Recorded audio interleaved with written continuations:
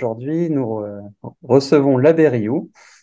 Alors, pour ceux qui ne connaissent pas l'abbé Riou, monsieur l'abbé, vous êtes un prêtre catholique fidèle à sa tradition, c'est-à-dire que vous refusez d'appliquer les réformes du Concile Vatican II et que vous continuez à dire la messe en latin, tournée vers l'autel et non vers le public.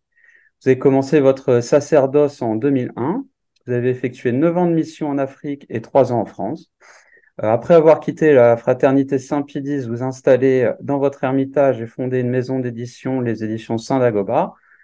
Vous y republiez plusieurs ouvrages d'auteurs catholiques classiques, comme ceux du cardinal Pie, mais aussi vos propres ouvrages. Vous êtes présent sur Internet avec le site lasapinière.info, sur lequel vous postez vos sermons et vidéos sur des sujets historiques et religieux. Vous êtes fait connaître tout spécialement avec une vidéo intitulée Les LGBT+ et leurs projets, et aussi votre film Ils sont nulle part sur les préjugés judéophiles. Vous êtes l'auteur, entre autres, d'un livre intitulé De la question juive, dans lequel vous étudiez le judaïsme à travers les siècles. Et c'est donc en tant que spécialiste catholique des relations entre chrétiens et juifs que nous vous recevons aujourd'hui pour parler du conflit israélo-palestinien. Voilà. Si vous me le permettez, j'aimerais commencer notre entrevue en citant les paroles du pape Saint Pie X lors de sa rencontre avec Theodor Herzl en 1904. Donc le pape Saint Pie X lui dit: nous ne pouvons pas soutenir ce mouvement, le mouvement sioniste. Nous ne pourrons pas empêcher les Juifs d'aller à Jérusalem, mais nous ne pouvons en aucun cas soutenir cela. Même si elle n'a pas toujours été sainte, la terre de Jérusalem a été sanctifiée par la vie de Jésus-Christ.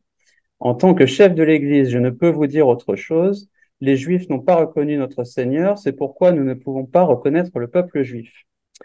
Et il ajoutera après: je sais bien qu'il est désagréable de voir les Turcs en possession de nos lieux saints, mais nous sommes forcés de le supporter. Et soutenir les Juifs pour qu'ils obtiennent, eux, les lieux saints, c'est une chose que nous ne pouvons pas faire. Donc, 120 ans après ces paroles, les Juifs sont installés en Terre Sainte et cherchent à en expulser musulmans comme chrétiens. Donc, qu'en dites-vous, monsieur l'abbé? Ben, votre citation est judicieuse. Elle est de 1904, hein, si je ne me trompe pas, c'est ça? Oui. Hein. Donc 1904, si on avait écouté Saint-Pédis et l'Église à l'époque, on aurait évité de nombreuses morts, de nombreuses catastrophes, et probablement, peut-être même... en fait, mon propos va être simple, et va illustrer la justesse et la sagesse du jugement de Saint-Pédis. C'est que il n'est pas légal, il n'est pas moral, il n'est pas raisonnable de soutenir Israël. Je vais le montrer très rapidement, mais j'explicite, ce n'est pas légal. Ça fait 70 ans qu'Israël se contrefiche des décisions de l'ONU. Ça fait un siècle que le sionisme, qui est à la source d'Israël, est consubstantiel au terrorisme. Et ça fait un bon bout de temps depuis que Israël a l'arme nucléaire, notamment. C'est comme une des deux, je crois que c'est la deuxième puissance nucléaire, en tout cas avec plus son proxy américain, le lobby qui contrôle l'Amérique. On a là une mafia de psychopathes qui a l'arme nucléaire et qui, par le bras armé des États-Unis, responsable une bonne partie des guerres depuis un siècle dans le monde. Parce que derrière tout ça, il y a l'idéologie, il y a aussi l'argent. Donc ça fait quand même beaucoup. Donc non, c'est très clair.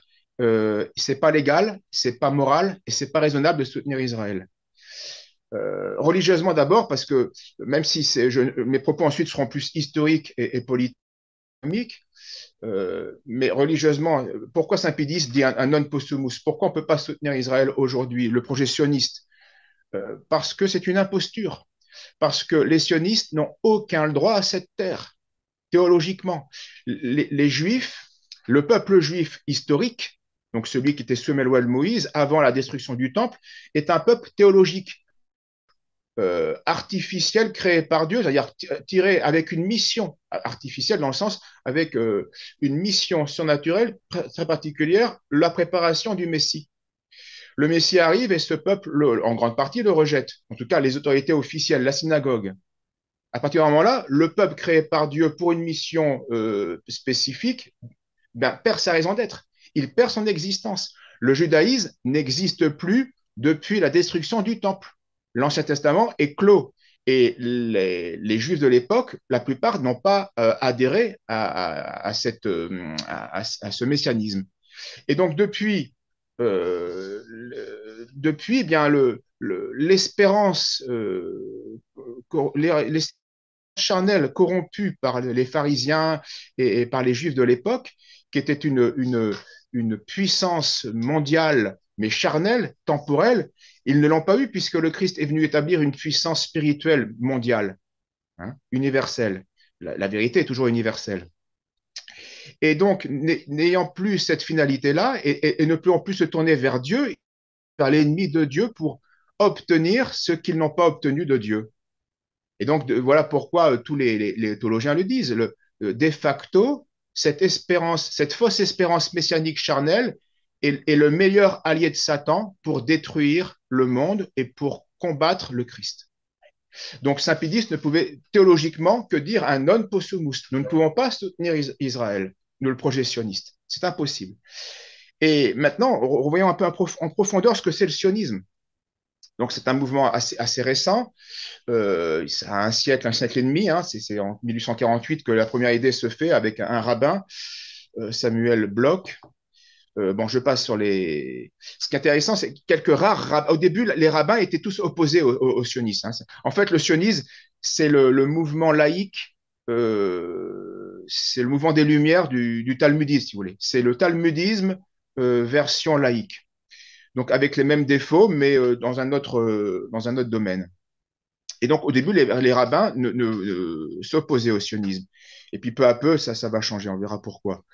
Mais dans la logique même du talmudisme, du juif, dirais traditionnel, le sionisme, c'est une hérésie. C'est ce que disent quelques encore rabbins rares aujourd'hui.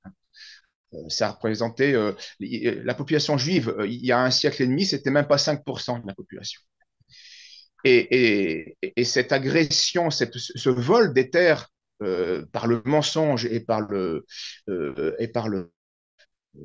la violence, eh bien, vont être liés directement ou indirectement au grand conflit du XXe siècle.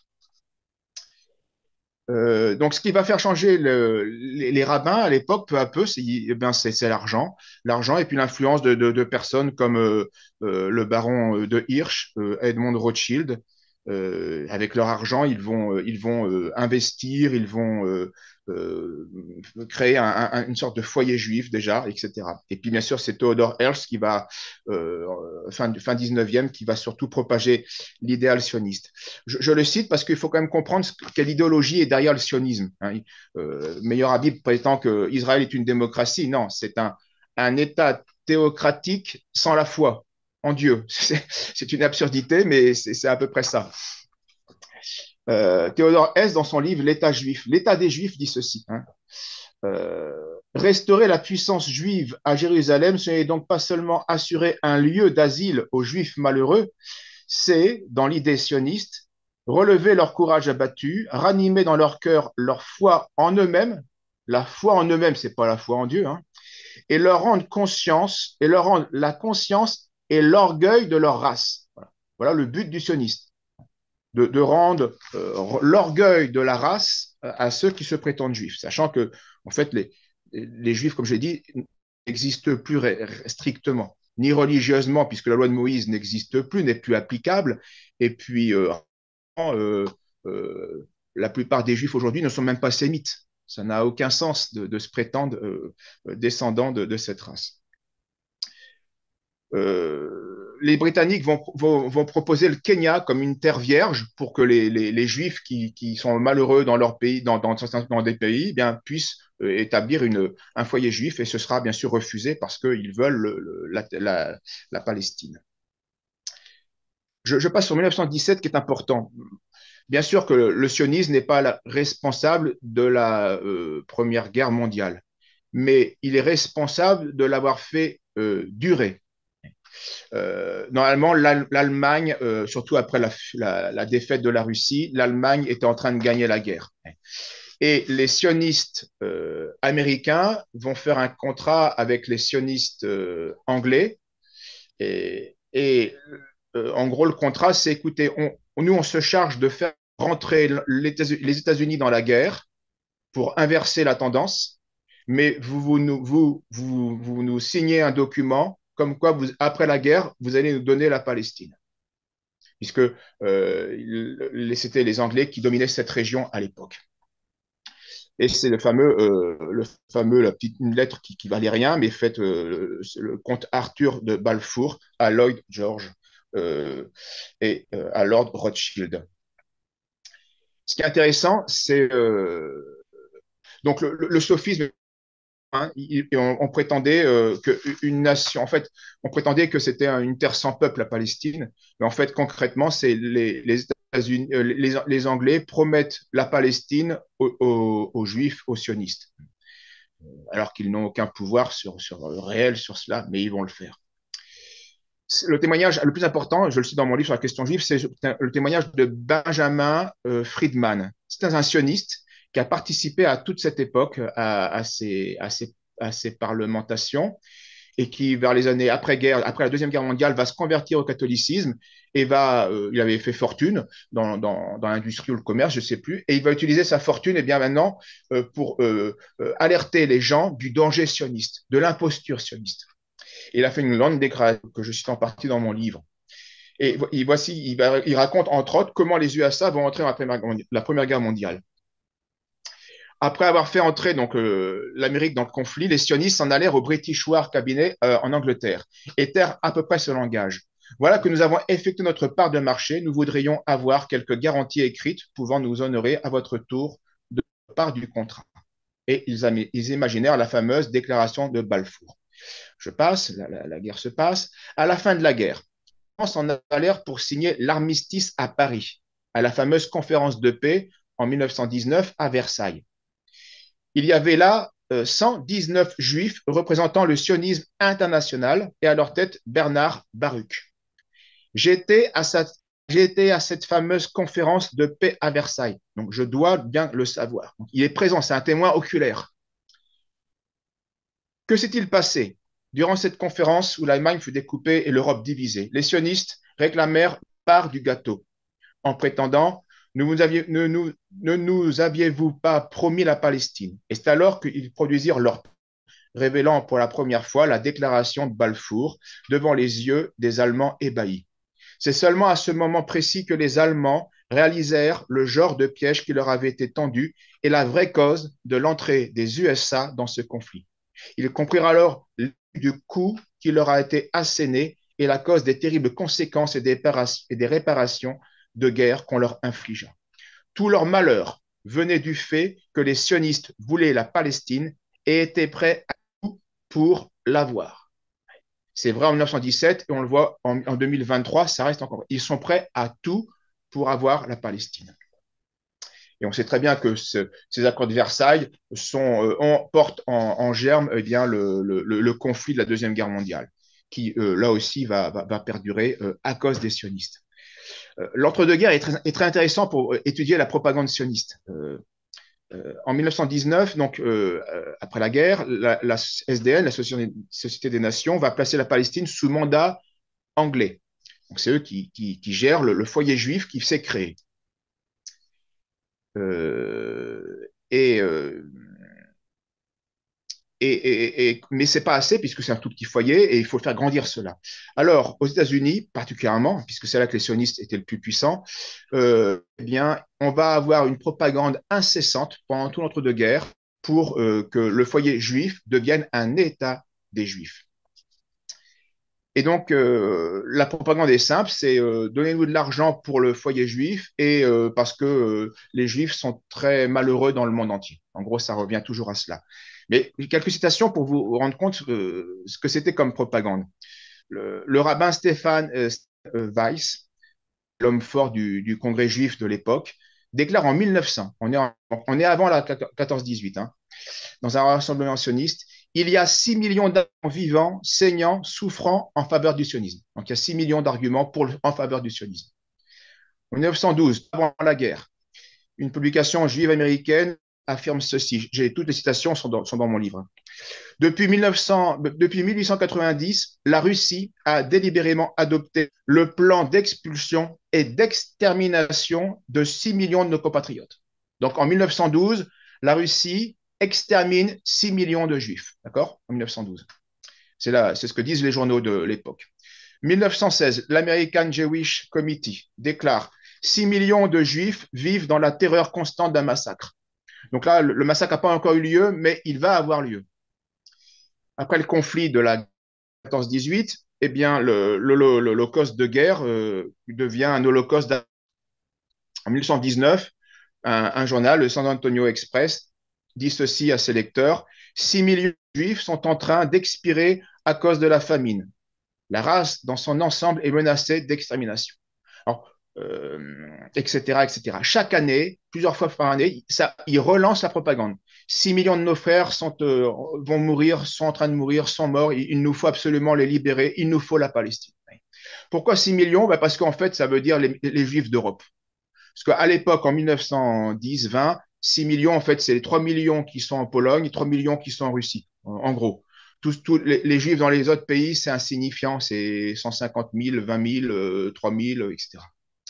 Donc, en fait, c'est un chiffre qui voulait dire à l'époque, 6 millions, ça veut dire les Juifs d'Europe. Et ça continue. 1932, le peuple juif, hein, toujours l'American Jewish Congress, le peuple juif se trouve confronté partout dans le monde à une guerre visant à son extermination, etc., etc. Alors, en vain, les Britanniques comprennent que leur politique pro-sioniste est catastrophique et qu'elle va nuire à la paix du Moyen-Orient. Et donc, les tensions augmentent entre sionistes et britanniques.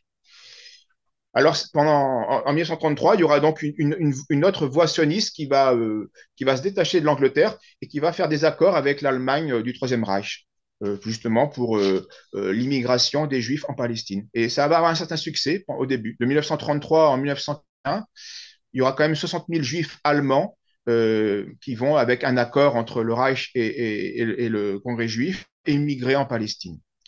Et puis ça va s'arrêter à partir de 1942 parce que Hitler a compris la nocivité de la chose politique et ne veut pas nuire aux intérêts des Arabes de la région. En tout cas, dès cette époque, l'organisation sioniste se double d'un bras armé, la Haganah, qui viendra plus tard le Tzahal. 1937, les Britanniques vont projeter un partage de la Palestine, 85% du territoire pour les Arabes, et puis le reste, 15% de la Palestine pour l'État juif. Alors, il y avait des sionistes qui étaient d'accord pour cela, mais d'autres, plus radicaux, refusent catégoriquement, et donc une vague de terrorisme va se déclencher contre les Britanniques à cette époque. Et donc, des milices se forment un peu partout en Palestine. L'Irgun est la plus connue. C'est clairement une organisation terroriste. Elle est là pour semer la terreur, pour empêcher la paix et pour provoquer les haines, pour que aucune qu'une solution ne soit trouvée, si ce n'est celle que les sionistes veulent. Donc, le nom très connu de l'époque, c'était Jabotinsky, le chef de l'Irgun, qui est un pur terroriste. Donc, on jette des bombes dans les marchés des Arabes. Voilà, c'est la technique de l'Irgun. 1938, donc, ce sont des terroristes. Ces terroristes-là, sionistes, sont parfois arrêtés par la police britannique. Certains sont condamnés à mort. Et donc, là, représailles des terroristes, ils veulent frapper dur et on va dénombrer très rapidement après cela des attentats. 7 attentats où on va tuer, là encore tuer froidement des Arabes dans les marchés. En un mois, on dénombre plus de 100 morts. L'attentat du août 38, c'est un tonneau de dynamite qui fait 24 morts, etc. Enfin, les exemples s'accumulent les uns après les autres. Et après, ça se durcit, 1944, fin de la guerre, enfin, on est près de la fin de la guerre, l'action terroriste ne vise pas seulement les Arabes, mais vise les Britanniques aussi. Pas oublier que ils ont aussi, eux, perdu pas mal de vies. En 1944, le haut-commissaire britannique du Caire, Lord Moine, est assassiné avec son chauffeur par les terroristes juifs. je passe sur d'autres. Le plus connu, c'est ils ont dynamité l'hôtel King, qui était donc à Jérusalem, je crois, c'est ça, et qui était le QG de l'armée britannique. Ça a fait quand même 200 morts. Bon, c'est des terroristes. C'est une technique terroriste, évidemment. On crée la terreur. Ils ont aussi assassiné un représentant de l'ONU. Ils sont, souvenez-vous de ce que disait Benjamin Friedman que nous avons cité, ils sont prêts à tout pour avoir la Palestine, ou ce qu'ils estiment être le grand Israël. Donc, ils ont assassiné le comte Bernadotte de Suède, qui était un représentant de l'ONU, avec un colonel français, etc. Parce qu'ils jugeaient que l'ONU se montrait trop pro-arabe. Donc, le sionisme est un mouvement d'essence théorique. Cela vient du Talmud, entre autres, et de son racisme, hein, de sa haine envers les non-juifs. Récemment, le Rav Ron Shaya, qui est assez connu, hein, a résumé ce problème du fanatisme juif. Il a mis sur sa chaîne un témoignage d'un membre, d'un militaire de Tsahal, assez jeune, hein, il doit avoir entre 20 et 25 ans, 30 ans, pas plus, donc armé, enfin militaire, quoi. Mais quand on l'écoute, il parle comme un rabbin. Son raisonnement est très simple, hein, le Hamas, en attaquant Israël, a touché au peuple élu. Or, le peuple élu, qui touche au peuple élu, touche à Dieu. Donc, quand on se bat pour Dieu. Et parce qu'on a offensé Dieu, rien ne peut être pardonné.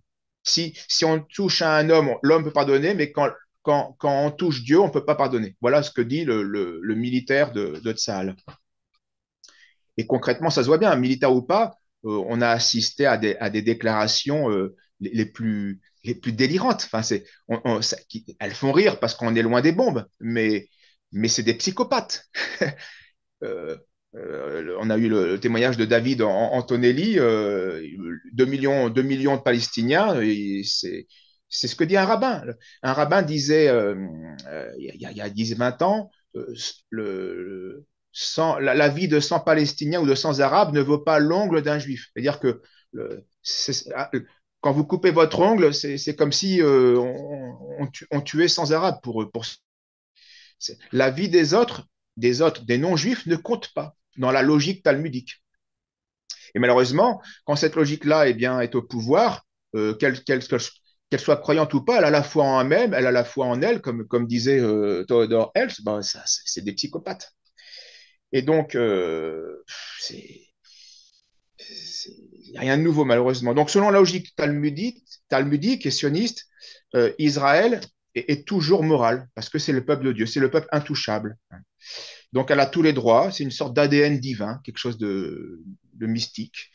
Et donc, elle a le droit moral de tirer sur tout ce qui bouge. Parce que c'est comme Dieu. Dieu est tout puissant, Dieu fait tout ce qu'il veut. On est en un mois 10 000 civils tués purement et simplement, hein, sans aucun but stratégique. Hein. C'est ça qu'on appelle la démocratie, en effet. La démocratie, c'est ça. Mais si le Hamas tue 1000 personnes, ça s'appelle le terrorisme.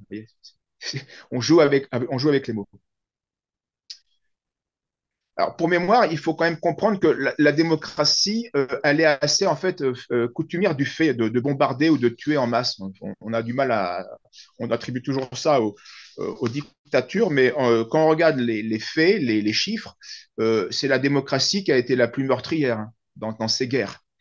Euh, on a aussi en 41 Kaufman, un sioniste américain, qui avait alors, projeté de stériliser tous les Allemands. Il voulait envoyer 5000 médecins en Allemagne, on stérilise tous les Allemands, et comme ça, il n'y aura plus de danger pour Israël. Alors, bon, c'est un fou furieux, voilà, c'est pas ça. Ce qui est intéressant, c'est la réaction des médias de l'époque, des journaux sionistes. Donc, vous avez un type qui vous dit qu'il faut stériliser le peuple entier, de force. Réaction des journaux.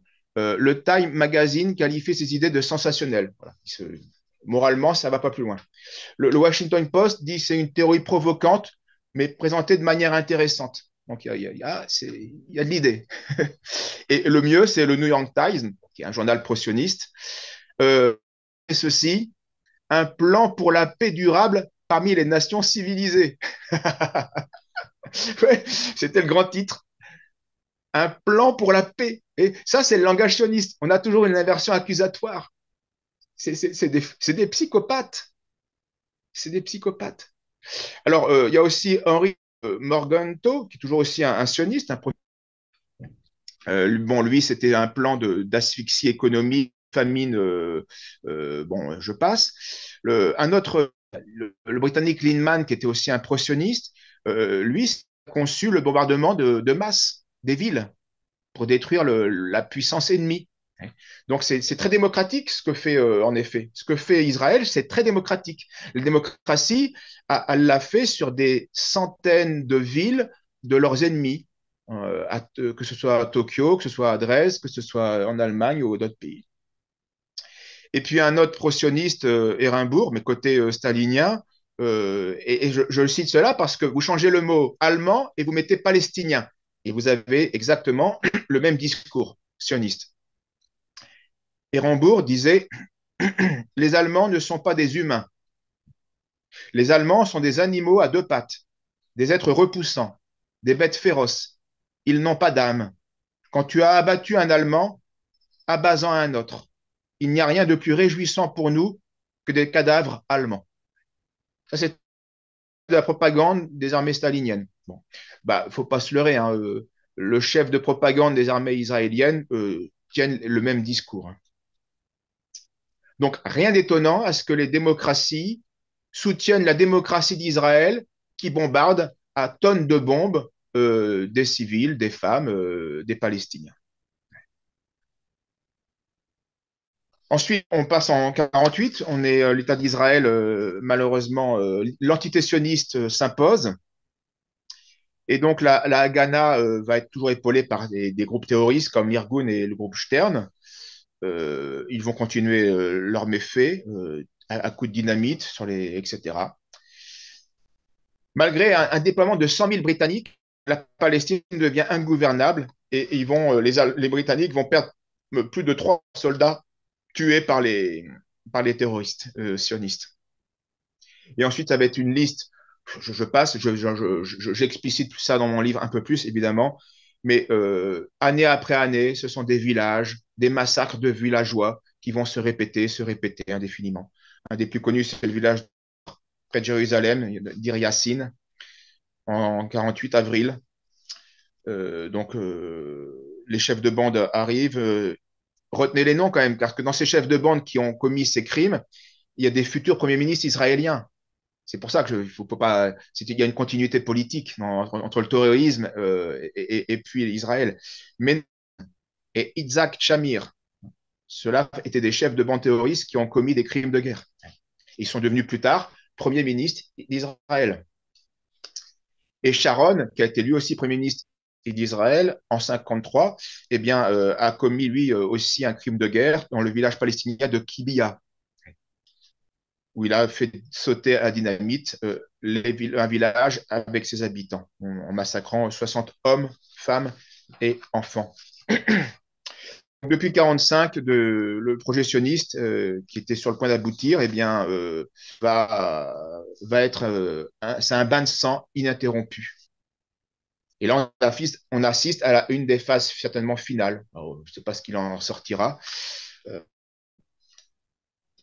mais ces massacres, les massacres de Palestiniens, ce n'est pas des accidents. Ça fait partie d'une stratégie qui d'ailleurs sera explicitée. Le massacre de Dir Yassin était l'un des rares. Oui, le massacre, c'est ça qu'il faut comprendre. Le massacre de Dir Yassin que j'ai cité comme exemple était l'un rare village arabe palestinien avait refusé aux volontaires arabes étrangers la permission de s'en servir comme base pour mener des opérations contre l'axe vital qui desservait Jérusalem. Donc il y avait des conflits et le village dit non, non, nous on reste neutre, vous allez faire votre guerre, pas chez nous, on ne veut pas de problème. Et c'est justement ce village qui est choisi pour y faire un massacre, alors que c'était plutôt le village qu'il fallait, ce qui n'avait pas il ne s'est pas compromis avec des mouvements armés. Donc pourquoi cela? Justement pour pour pousser aux extrêmes, pour séparer de manière, pour qu'il n'y ait pas de neutralité, et aussi pour terroriser. Si même ceux qui ne prennent pas part à des mouvements armés sont traités comme ça, il faut fuir. Et c'était le but recherché. C'est une stratégie de les faire partir. Et donc, depuis, Israël n'a jamais cessé de commettre des crimes de guerre. Donc, dans mon livre, je donne les dates. Je vous dis des dizaines de villages, de villes ont été bombardées, pris, détruits, pillés, habitants massacrés, tués, des survivants évacués, chassés, expulsés. Ça fait 70 ans que les Palestiniens vivent ça. 70 ans. Il n'y a pas de solution pour eux. Parce qu'en face, ils sont des psychopathes, démocrates, et les démocraties, tout aussi psychopathes que cette démocratie d'Israël, les soutiennent. Donc, on peut comprendre qu'il y a un ras-le-bol et qu'on parfois, eh bien, on fasse des actes désespérés. Donc, c'est une stratégie, je l'ai expliqué, hein, fondée aussi sur l'impôt, qui est maintenant, qui a toujours été en parallèle des massacres, il y a l'imposture intellectuelle. Hein. Nous sommes, il y avait une terre sans peuple et nous étions un peuple sans terre, donc c'est cette terre. Ou alors le peuple palestinien n'existe pas. Enfin, tous ces mensonges pour nier l'ennemi. Et donc cette terreur ne fait pas la différence entre un coupable et un non coupable. Elle fait la différence entre un juif et un non-juif. C'est ça la logique israélienne. Donc, c'est des dizaines de millions des dizaines de milliers de maisons qui ont été détruites et des centaines de milliers de Palestiniens qui ont été victimes d'un nettoyage ethnique. Il n'y a aucun doute sur ça. Les chiffres parlent d'eux-mêmes. Euh,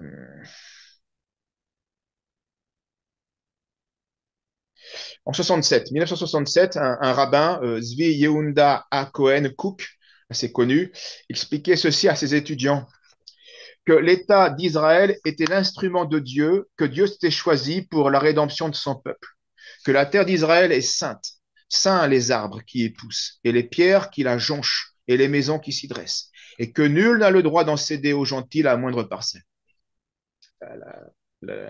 Donc on retrouve le militaire de Tsahal que Rav Ron Shaya a mis sur son site, dit exactement la même chose que ce rabbin. C'est le même messianisme fou qui est en jeu. 77, ensuite, le gouvernement israélien se lance dans un vaste programme de colonisation. Donc, c'est plus la guerre directement, mais on grignote le territoire, on expulse par la violence ou par la fourberie.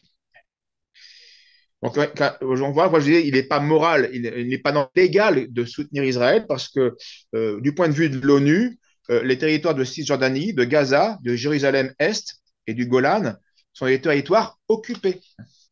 L'agresseur, c'est Israël dans ces territoires-là. Et donc, contre un agresseur, bien, on a le droit, c'est un principe de la loi naturelle, on a le droit de se défendre. Quelqu'un qui vient chez vous et qui veut vous chasser de chez vous, vous avez le droit d'utiliser de la force pour faire échouer son projet. Et donc, tout ça est soumis à la Convention de Genève qui interdit toute implantation de population. Et là encore, Israël se fie de la justice, parce qu'elle est dans une optique fausse, bien sûr, de mystique divine, prétendument divine, qui lui donne tous les droits. Israël a tous les droits. C'est ce que, d'ailleurs, ils ont fait comprendre à l'ONU aussi en bombardant l'AFP. Il faut bien parler. Si tu ne parles pas comme Israël veut, tu te prends un missile, qui que tu sois. Je vais peut-être conclure presque. Un rabbin américain antisioniste d'un mouvement assez connu, un Netteri Karta, donc il milite, donc des rabbins, malheureusement talmudiques, modérés, on pourrait dire, entre guillemets, mais en tout cas honnêtes, qui voient bien que le sionisme est une erreur à tout point de vue, et une erreur d'abord même selon les principes, je dirais, du talmudisme antique. Et puis même oui, ça, des bases du talmudisme, donc de la Torah. Voici ce que disait ce rabbin, Israël David. Les livres des prophètes nous ont prouvé avec toute leur force que nous avions été cette terre, expulsés, pardon, de cette terre à cause de nos péchés. Tous les Juifs sont au courant de cela. Nous le récitons toujours dans nos prières. En effet, vous lisez la Bible, les livres des prophètes, c'est incessant, incessant. Donc un Juif ne peut pas ignorer ça. Ça fait partie du fond de culture. Ce que malheureusement ces talmudistes-là ne comprennent pas, c'est que s'ils ont été expulsés depuis 2000 ans, depuis Jérusalem, destruction par les Romains, c'est en raison du crime du déicide et du crime du Messie.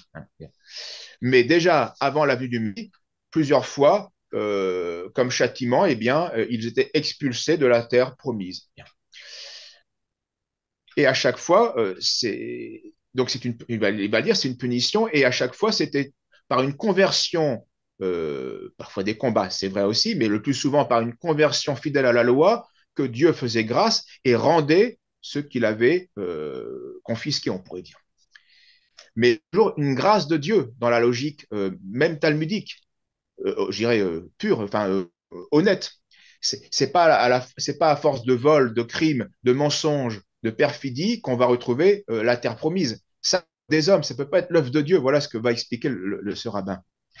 Les idéologistes tels que Herzl et d'autres de ce genre, donc les sionistes, n'étaient pas des religieux et n'observaient aucun précepte de la Torah. C'est là qu'au lieu d'accepter la punition de Dieu, ils créèrent le sionisme. On n'arrive pas, puisqu'on Dieu, puisqu'on n'arrive pas à retrouver ce qu'était la terre de nos ancêtres, disent-ils, alors qu'ils ne sont plus vraiment les ancêtres, mais peu importe. Eh bien, puisque Dieu ne nous le donne pas, eh on va le reprendre nous-mêmes et avec nos moyens humains. Voilà le rabbin. Le Tout-Puissant nous a interdit, dit ce rabbin toujours, de créer un État. Il avait dit qu'il nous punirait en nous dispersant et que nous devions nous repentir et nous accrocher à lui. L'État d'Israël va certainement finir par cesser d'exister, car Israël est contre Dieu. Oui, c'est le meilleur allié de Satan contre les Goïs et le meilleur allié de Satan dans la lutte contre le Christ. Et donc, l'Israël est contre Dieu, il n'y a aucun doute. Le Seigneur, dit toujours ce rabbin, n'est pas satisfait d'Israël. Nous lui demandons de quitter ce pays sans souffrance, sans faire couler de sang, afin que les Juifs et les Palestiniens ne soient pas impliqués dans les crimes des sionistes. Nous voulons que les Palestiniens restent la Palestine et nous attendons le venu du Messie et non la venue d'Israël. Alors malheureusement, ce qu'il n'a pas compris, c'est que le Messie est déjà venu et qu'il suffit d'ouvrir son cœur pour l'accueillir. Mais ce qui est tout à fait honnête et remarquable de sa part, c'est qu'il a compris qu'Israël, en tout cas, n'était pas dans le plan de Dieu. Et ça, même un talmudiste, je dirais, honnête au sens historique, euh, euh, peut et doit le comprendre. Bon, il n'y en a pas beaucoup, mais c'est comme ça. De manière profonde, Israël Shamir, donc, qui s'est converti, qui est devenu Israël Adam Shamir, hein, qui avait fait pourtant un parachutiste sioniste à la guerre des 6 jours, mais qui a compris l'inanité, la cruauté, la stupidité du projet sioniste, s'est converti. Alors, côté plutôt orthodoxe, mais en tout cas, est devenu chrétien, s'est fait baptiser et il a remarqué cela. Le sionisme sans le Messie est devenu un poison. Un tel rassemblement, à défaut de bénéficier de l'accord du Messie, sera utilisé par l'Antéchrist et empoisonnera la terre.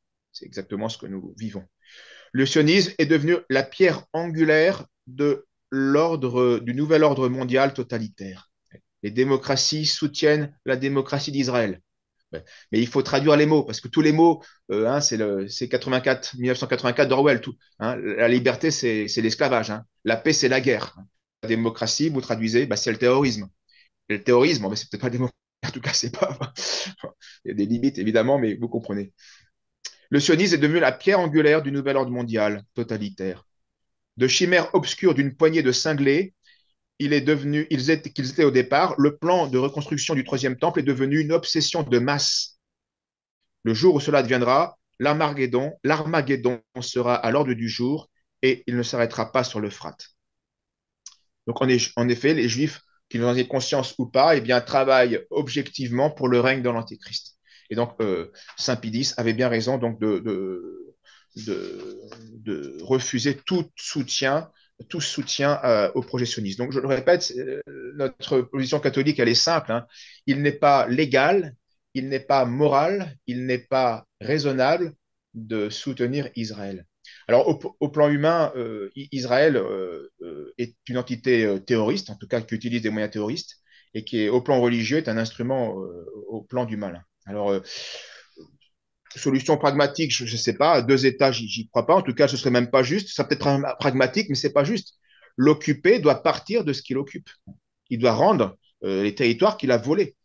Euh, Parce que reconnaître un droit à Israël assassin, bon, ça, c'est un autre. La solution la plus juste, ce serait un État palestinien avec liberté pour certains foyers juifs. Ça peut se concevoir. C'est ce qui s'était les avant que les Anglais ne subissent la pression des sionistes.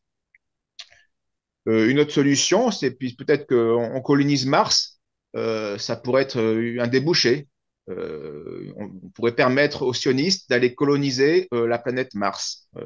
Là-bas, je pense, c'est pas sûr, il faudrait vérifier, mais je pense que là-bas, ils ne trouveront pas d'antisémitisme. Quoique, c'est pas certain. Je dis, ça à vérifier. Je ne suis pas un spécialiste en cosmologie. En tout cas, oui, il faut être contre le terrorisme. Donc, en cela, les médias ont raison. Et particulièrement, il faut être contre le terrorisme américano-sioniste qui a fait tant de morts, qui fait tant de morts en Palestine, qui en fera encore beaucoup si,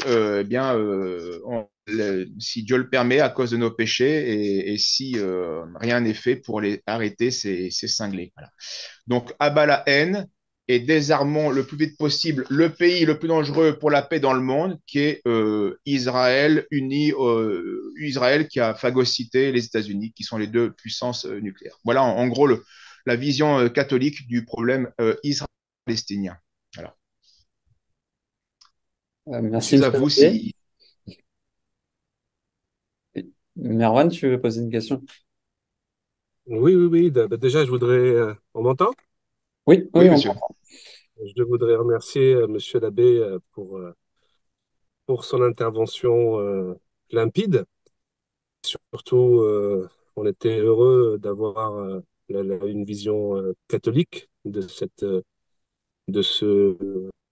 drame, de ce conflit. Ma question, puisqu'on avait cité Saint Pie X en introduction, est-ce que est-ce on a, comment dire, par rapport à l'attitude du Vatican pendant ces 70, euh, finalement, quel a été le positionnement du Vatican sur ce conflit-là? Et est-ce qu'il y a eu un basculement à partir de 1962, à partir de Vatican II? Alors, je ne suis pas un spécialiste, j'ai quelques repères, donc je vais vous donner, mais j'avoue que je ne possède pas parfaitement cette question des parce qu'il faut aussi faire la différence. Moi, je le dis tout de suite, mais on verra avec ce que malheureusement a fait Jean-Paul II. Finalement, c'est Jean-Paul II qui a reconnu l'existence de l'entité sioniste, mais à un plan purement comme un état de fait, un plan politique. Donc, ce n'est pas une reconnaissance religieuse de l'État juif. C'est malheureux selon moi, c'est dramatique, mais ce n'est pas non plus une compromission absolue, une contradiction absolue avec ce que Saint-Pie disait. Il y a un état de fait qui pouvait se concevoir pour régler certains problèmes entre catholiques en terre sainte et le Saint-Siège et donc l'entité sioniste. Mais sinon, évidemment, ben en fait, le XXe siècle est un siècle de décadence du christianisme, hein, d'apostasie de la masse chrétienne, des élites chrétiennes, qui se répercutent sur le clergé avec toujours un temps de retard. Hein, c'est comme ça, on vit dans le monde qu'on est. L'air est irrespirable, ben, tout le monde en souffre. Donc Saint Pie X, une grande fermeté, hein, c'est le grand saint pape du XXe siècle. Les autres, pour moi, ne sont pas sont une imposture dans la prétendue sainteté, puisqu'ils contredisent d'un pan entier de la doctrine de l'Église. Mais donc jusqu'à Pie XII, une certaine fermeté, une certaine clairvoyance sur le danger sioniste et la propagande juive de manière générale. Donc avec Pie XII quelques faiblesses, mais de manière générale, il n'y a pas d'illusion.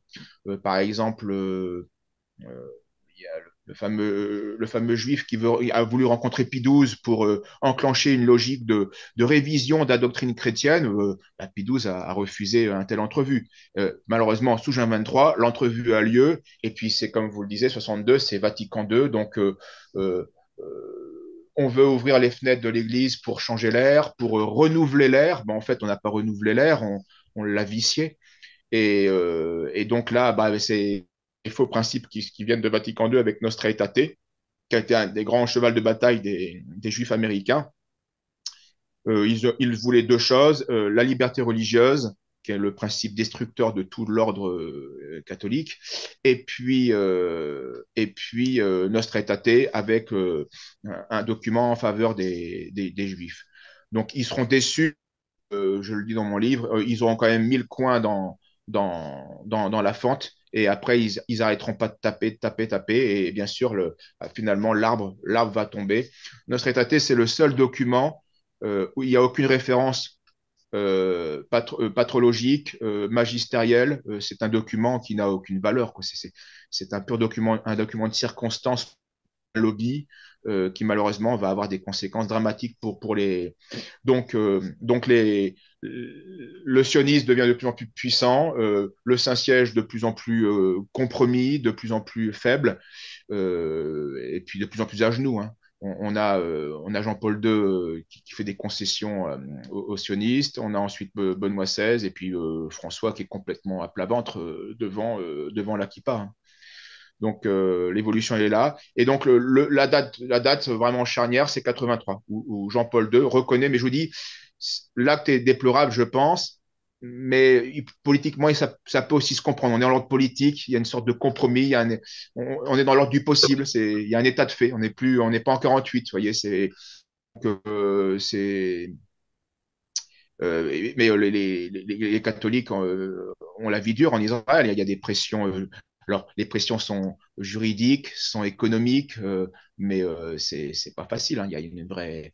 On voit régulièrement des vidéos où les chrétiens se font insulter dans la rue par des juifs qui passent. Ils ont la coutume de cracher à terre dès qu'ils voient la croix ou un habit religieux, etc. Donc, ça n'a pas la même, encore que certains se font, bien sûr, ça n'a pas la même violence que les Arabes subissent et les musulmans, mais il y a quand même quelques prêtres, quelques religieux, quelques chrétiens qui se font trucider ici ou là, mais ça reste quelques unités par rapport, c'est pas, bien sûr, on n'est pas mais aussi des bombes. euh, il y a aussi beaucoup moins de chrétiens que de musulmans en Palestine. Et puis les chrétiens sont beaucoup moins structurés militairement pour faire quoi que ce soit ou résister à l'oppresseur. Voilà ce que je peux dire rapidement de cet aspect. Moi, j'avais une Laurent? autre question, si vous permettez. C'est sur Oui, l'importation du conflit en France. Parce qu'on y est traîné par la tignasse de nos cheveux, pour prendre une certaine oui. expression. Donc, qu'est-ce qu'un catholique français doit pouvoir, enfin, comment est-ce qu'on doit réagir dans cette situation? Est-ce qu'on doit Euh, se lier aux musulmans? Est-ce qu'on doit garder notre position ni kippa, ni kéfier ou autre? Enfin, ouais.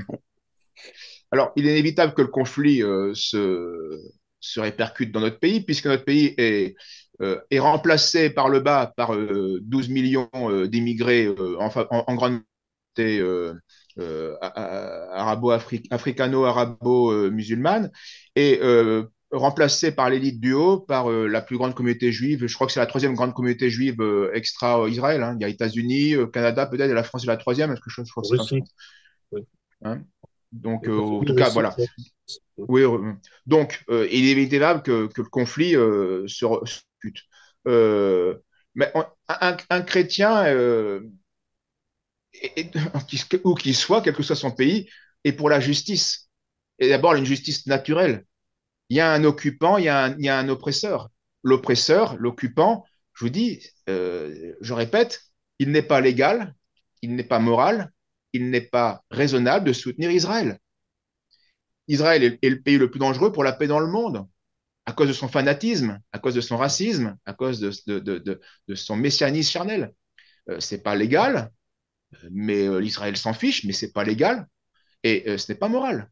Donc la solution est très simple. Je ne soutiens pas Israël en aucun cas, que ce soit par l'argent, par les propos, par la sympathie. Non, je ne peux pas soutenir Israël. Et donc, bien sûr, concrètement, il faut plaindre Et alors après, dans quelle mesure aider, ça, c'est autre chose, mais il faut plaindre, il faut au moins reconnaître à la victime son état de victime. C'est le peuple palestinien qui souffre. La justice, ça commence par ça. Reconnaître, je peux rien faire. Je suis pas, j'ai déjà assez de problèmes dans mon pays, hein. Moi aussi, je suis un Palestinien. Je suis traité par ces mêmes gens, hein, comme un Palestinien dans mon propre pays, hein. Tout est vérolé, hein. La justice, les médias, il suffit de voir, c'est l'hystérie. Donc tout est vérolé, tout est verrouillé. Et on a nous aussi des cinglés qui nous matraquent. Alors on n'a pas encore d'obus, c'est vrai, Dieu merci.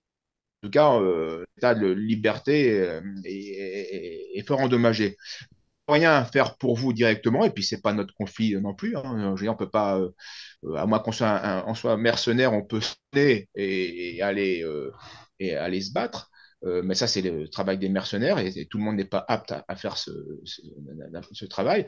Mais on doit au moins reconnaître à la victime d'une injustice, on doit lui reconnaître son état de victime.